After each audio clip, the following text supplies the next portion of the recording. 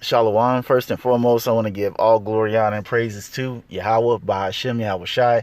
Double honors to the apostle elders, the great millstone who rule well. And salutations to all you brothers out there pushing this word in love, truth, sincerity, and humility. Once again, it's the brother Shati from the Chicago camp, coming back to you with what I hope is another quick and edifying sit down. And today's video is going to be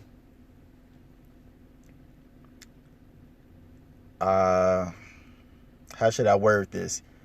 It's going to be a response to the response video that this police officer, uh, Greg Anderson, did. Now, for those of you all who don't know, uh, Officer Greg Anderson had put up a video on YouTube, to make a long story short, letting police officers know across the whole nation, if you are a man of integrity, if you truly take your vow as a police officer seriously, do not enforce these draconian laws that are oppressing everyone.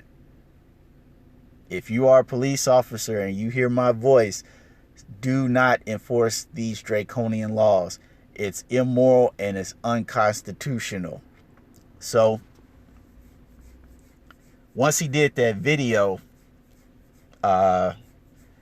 it went viral. And so now everybody on YouTube had sent him responses saying, hey man, how did it go? We haven't heard from you. What's the deal since you've done the video? And so now he's about to give his brief response on basically what's happened to him in the past 4 days. So we're going to let this play. We're going to bring out some scripture, and hopefully you're edified. On Tuesday, was it May 5th? And it took it took a day or two before it really started getting a lot of traction. But the next morning when I woke up on the 6th, I think it was only at a few thousand views. And I had received a message from my command saying, wow, Greg, what a powerful message. We agree with that 100%. Well done. And that was actually a relief for me, because I was like, great, I know that it's risky putting something out like that, but I felt like it was so grounded in integrity and liberty that no one would have an issue with it. So that was a relief. And then fast forward 3 hours later, I get another phone call from my command, and it said, hey Greg, the video's up to 400,000 views. It's time to pull the plug on this thing. And I immediately, it kind of caught me off guard, because I said, why would we want to pull the plug on something that was already acknowledged as a good and powerful message from one law enforcement officer to others? And right. How is it good when it only has a few tens of thousands of views, but as soon as it hits 500,000, now it's the complete opposite? Now you got to take it down. Now we don't support it. I'll tell you why his command doesn't support it. Because it's shedding light on the true function of the police department. Not only where he is, but just policing in general. Policing was strictly invented and created to enforce draconian law. That's why we're going to go to what is it in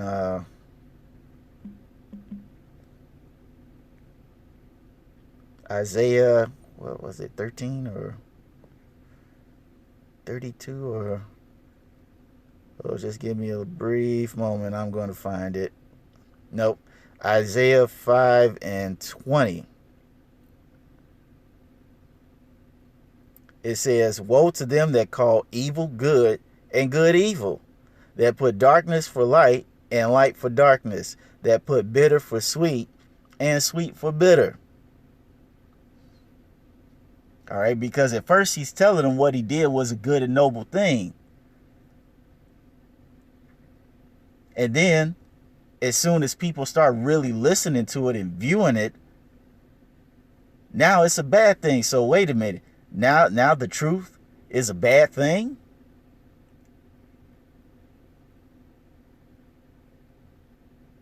How is that?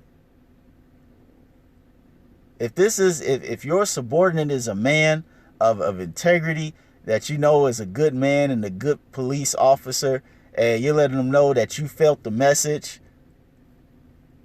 and then as soon as it gets some traffic, well, you got to take it down now. It's a lot of people are viewing it. Well, if it was good at when it didn't have a lot of views, it should still be, as he said, it should still be good when it has damn near 400 some thousand views. That just goes to show you the hypocrisy of bad Uncle Esau, all right, and how he doesn't like this light being shined on his wicked ass draconian system. So let's let this play some more. And I said, yeah, that doesn't really make sense to me. I think maybe we should embrace this message and we should share this with other officers. And he said, listen, it's not up to me. I have been directed to tell you to take the video down, and I need to know if you're going to take the video down. And I said, no, I can't take the video down.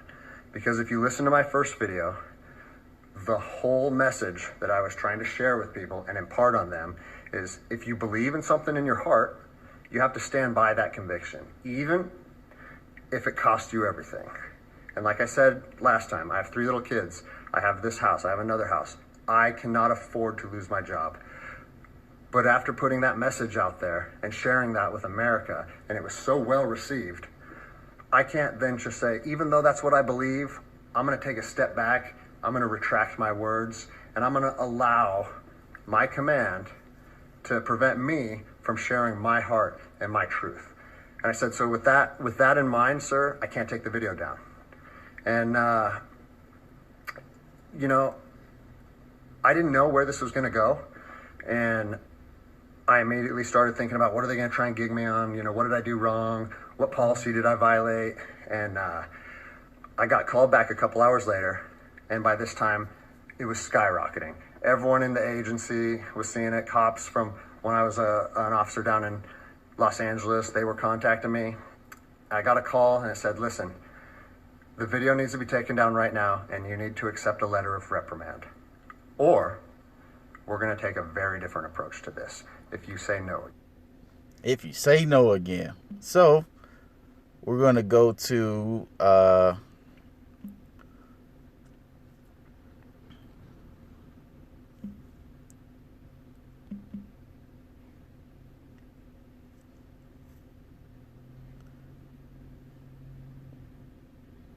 was it Peter?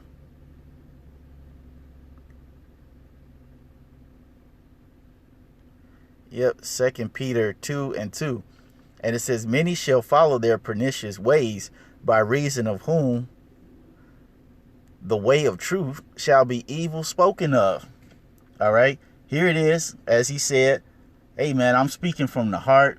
I'm speaking what I see as not only a police officer, but a man of the injustice that's being carried out by men who call themselves officers of the law and so-called men of integrity. He said, I'm doing this video to point this out, to let other officers know this is not the right way to conduct yourself. Enforcing draconian law is not good.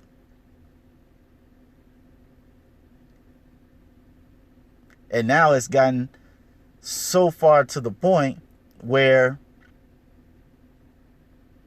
now he's made to look like the criminal.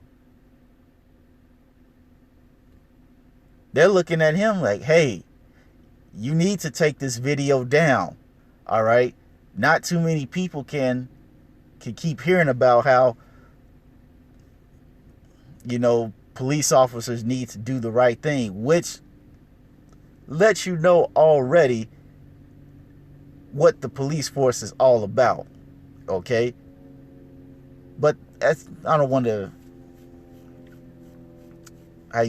get off track. But the point remains that, hey, this man said what he believed, which was the truth, and is being evil spoken of. So, let's continue. No, again. Well, I'd already put myself on that hill, and I had to be willing to die on that hill. They said they determined the video was a violation of policy, and that if I wouldn't take it down, that allegations would be made against me, and so on and so on. And so I told him, no, I'm not going to take it down. You do what you need to do. But the principle of it is rooted in truth, and it was a positive message that was received by millions and millions of people. If you want me to take it down, I have to respectfully refuse. And it was interesting because they kept citing different policies, you know, like, oh, it was the social media policy, or some of your equipment may have been identifiable. And that kind of seemed like a moot point to me. And it was strange because why was the message okay at 5 a.m. and then 3 hours later, there was a problem with it? That's a good question. And so I was later contacted by the chief of police. He's someone that I have great respect for. He's a good man to work for. And he's the one that shot me straight. And he said, Greg, if you openly defy your governor, you can't be a police officer in the state of Washington. And I told him, I said, you know what, I can respect that. And if I were in your office, I would shake your hand, respectfully disagree, and say, maybe I'm not meant to be a police officer in the state of Washington then. And here's my thoughts on that. Now, for his chief, if the chief of the entire police department came to see him, that call came from on high. It either came from the governor himself straight to his office, or the governor to the mayor and then to the chief. But regardless of how it came to the chief, to him to speak to that guy, the point still remains that call came from somebody high up. And we're probably going to close it out on this. I believe it's in Ephesians, the 6th chapter.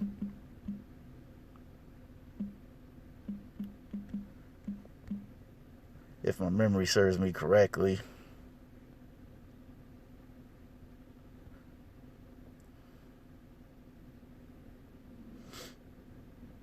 Ephesians 6, and I'm going to start at 11. It says, put on the whole armor of the Most High, that ye may be able to stand against the wiles of the devil.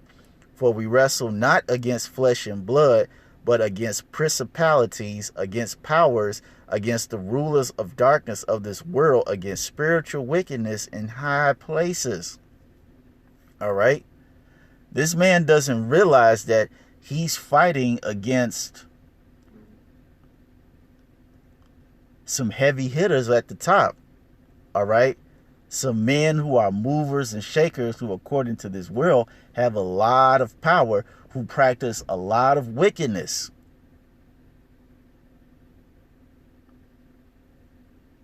All right.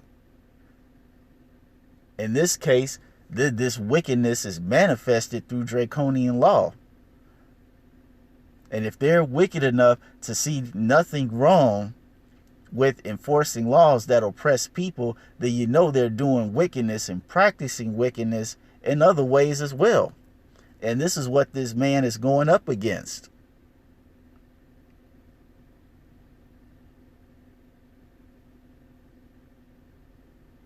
And another reason why I wanted to showcase this video is that if an Edomite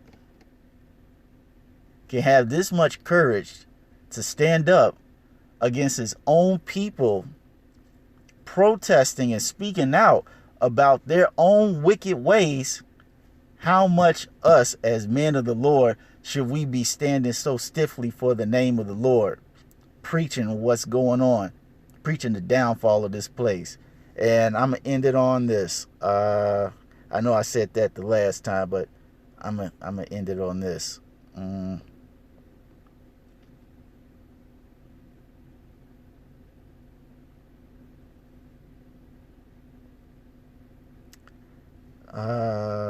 No, it's not it. It's a classic.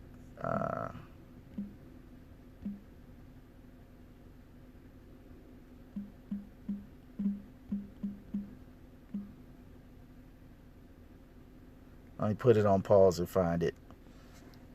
I found it. Ecclesiasticus 4:28. It says, strive for the truth to the death and to death, and Yahweh shall fight for thee. All right.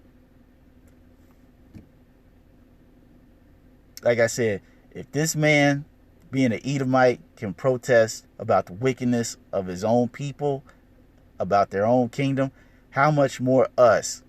And this man said he's prepared to lose it all, even if it costs him his life. How much more us, fellas? Because we're coming into a time where we're going to be met with the same, how should I say this? The same intensity of intimidation like this guy is, up to and including death. So, hey, fellas,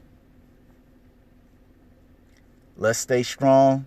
Let's keep fighting and endure to the end. And with that, we're going to say shalom.